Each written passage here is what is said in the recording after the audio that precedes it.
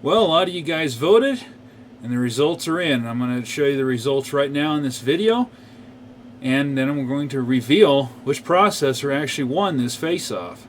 It's going to shock a lot of people, I'll guarantee you.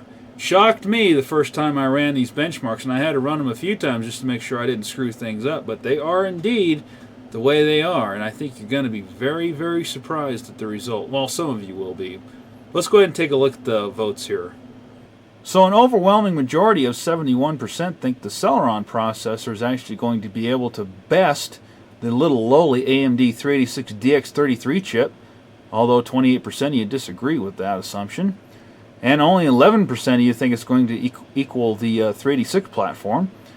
The majority believe it's going to be socket 5, socket 7 era with 28%, and that's kind of where I thought this was going to fall into place too.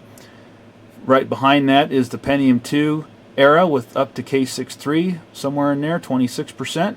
Not an unreasonable assumption either. And 20% of you think it's going to be Pentium 3 K7 era. So let's go ahead and find out exactly what platform this little Celeron ends up equaling with its caches disabled. And I think there's going to be a lot of you that are going to be blown away, just like I was, by the results. The 386 motherboard is this 4X based chipset motherboard. 64K of level 2 cache. There is no level 1 cache on a 386 processor. AMD's 386DX-33 chip here, although in this case it's running at 33 MHz on this board. Cyrix FastMath Mathco processor, again 33 MHz. A whopping 8 MB of 70 nanosecond 30-pin memory is installed. T-Seng ET4000 based Diamond Speedstar VGA, a rare, nice card. Pretty basic ID floppy controller here with the Quantum 540 meg hard drive attached to it. And it's being pitted up against this Enlight Group motherboard with the Intel 945 PCI Express chipset. Socket 775, this is what the 420 processor is installed in. 1 GB of DDR2 memory, and it is in dual channel. SATA ports, IDE and floppy. ATI Fire GL 5100 graphics card is installed with 128 MB of RAM on board. So the 386 has no chance against this, right? Even with its level 1 and level 2 cache disabled. There's no hope for it, right? I mean, this is a much more advanced platform here than the 386 is. No chance in the world whatsoever, right? Well, let's find out here, shall we? So let's go ahead and set a baseline for this processor here with caches enabled. As you can see in SpeedSys here, we're scoring nearly 2400 on the chart there, besting the Athlon 2000 by a little bit, probably meaning that this processor is equivalent to a 2200 or 2400 Athlon XP. We've got 4.5 GB of memory bandwidth, and it's also interesting that SpeedSys recognizes this as a Pentium 2 Xeon processor at 900 MHz, even though it's clearly detecting it as operating at 1600 MHz, but it's kind of funny actually, I thought. Top bench, this processor is scoring 545, besting the Core 2 Duo that's on the screen here. That's only scoring 466. That's not very good at all, I don't think. Most likely due to the fact that my video memory here is scoring a little bit faster. But I find that kind of funny too, given this is a Celeron processor. Besting a Core 2 Duo on top bench. That's kind of funny. In Superscape here, you can see the processor is scoring 668.5 frames per second, a very healthy speed there. 515.9 in PC Player. Doom, it's scoring 436 real ticks, which is just right around 171 frames per second there.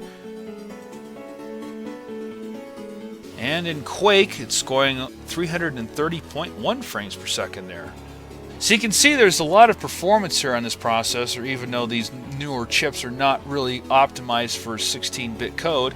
Just give you kind of a baseline here to set for this processor, what it does with all the caches enabled. But how much of a performance drop is there when the caches are disabled? Well, let's find out here, shall we? Well, let's have a look at SpeedSys here. 386DX processor with its 8 MB of memory there.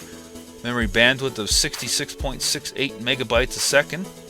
And we're scoring 6.06 on the benchmark bar down there. just a little bit above the 386DX-40 on the chart. Most likely it's due to the T-Seng ET4000, as the SpeedSys overall benchmark number down there is affected by the video performance to some degree. I don't really know why that is, but it is. But how does that compare to the Celeron processor with its caches disabled? I mean, we've got 1.6 gigahertz of clock speed here. Much more RAM, faster video card, more advanced platform in general. It should still decimate the 386DX, right, with its 33 megahertz. I mean, you would think, right? Well, as it turns out, disabling the caches on the Celeron processor results in a drastic performance decrease. SpeedSys here is showing a whopping memory bandwidth of only 95.64 megabytes a second here, and a total score of 10.68 on the benchmark chart there. Coming in just a little bit ahead of the DX33, but not by much. You can see the bar is kind of somewhere in between the DX40 and the 486DX250 there. It's also interesting to note that it recognizes this processor as a Pentium 2 Xeon running at 900 MHz, even though it's clearly recognizing the clock speed at 1600 MHz. External clock, though, it's a little bit off. It's really 200 MHz, but yeah, that's just one of those little quirks, I guess. So as you can see, disabling the caches on this processor have had a big time hit in performance. I mean, it is staggering. We went from 2400 with the caches enabled to 10. Okay, we'll say 11. We'll round it to 11. We'll be nice. But still, damn, that's a heck of a hit. So does that translate to this processor still being able to beat this lowly little 33 megahertz AMD 386 processor? Well, let's find out in the rest of the benchmarks here.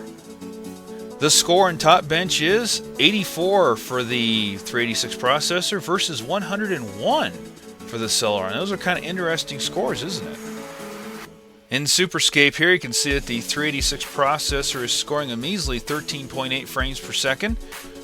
And shockingly, the Celeron processor is actually coming in behind the 386 processor at 13.4 frames per second. PC Player benchmark, the 386 processor just barely scrapes ahead, 3.5 frames per second versus 3.4 frames per second for the Celeron processor.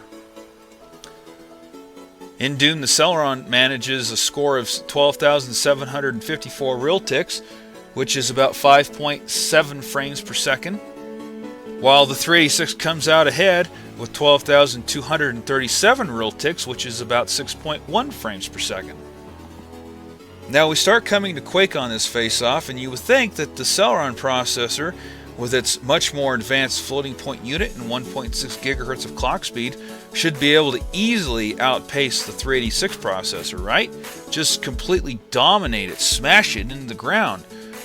As it turns out, that's actually not the case. 1.5 frames per second for the 386 versus a whole whopping 2 frames per second for the Celeron processor here.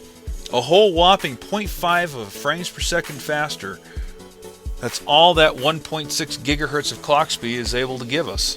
And if anything, all these tests have shown how much dependent these modern processors are on their level 1 and level 2 caches. Yes, folks, that's right. A 1.6 gigahertz Conroe-based Celeron processor with its level 1 and level 2 cache disabled is equivalent to a 386 platform. Maybe you could say a slow 25 megahertz 486 platform, but that's kind of a gray area right there, because I think the DX40, if I'd actually been able to run this chip at 40 megahertz, my motherboard, 40 megahertz motherboard, that is an ease of access right here, as a matter of fact, decided it didn't want to work anymore. So unfortunately, I wasn't able to use this board. I wanted to use this one for the test and run it at 40 megahertz, but I wasn't able to do that. And I'm too lazy to swap out crystals because they're soldered on that 4X board.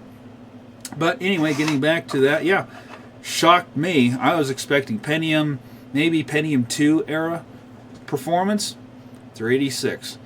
So yeah, shocked me. If you guys like the voting thing, let me know. If you don't, let me know. I mean, I might continue to do it. I might not. I don't know. We'll see. But I'd like to know if you guys enjoyed that or not. A little bit of interaction never hurts. I was actually really impressed with how many people responded and voted. I'm glad to see that. A lot of you had interesting ideas, and I really liked the comment about this being a comparison of the Lotta to a Ferrari LaFerrari. That's a good comparison. But it's pretty much like disabling all but one cylinder on the Ferrari LaFerrari and seeing what happens. That's kind of what I did here. But you could maybe say Porsche versus Beetle. That would be a good comparison too. Surprised Jeremy Clarkson never thought of that, to put a Beetle engine into a Porsche just to see what would happen. Would it be any faster than it is in a Beetle due to aerodynamics? That'd be a funny thing to see him do.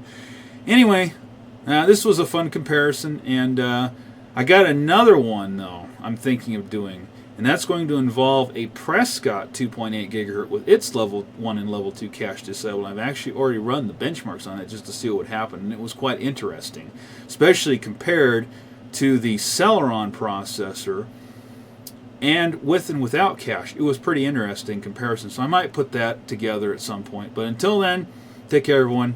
Peace out.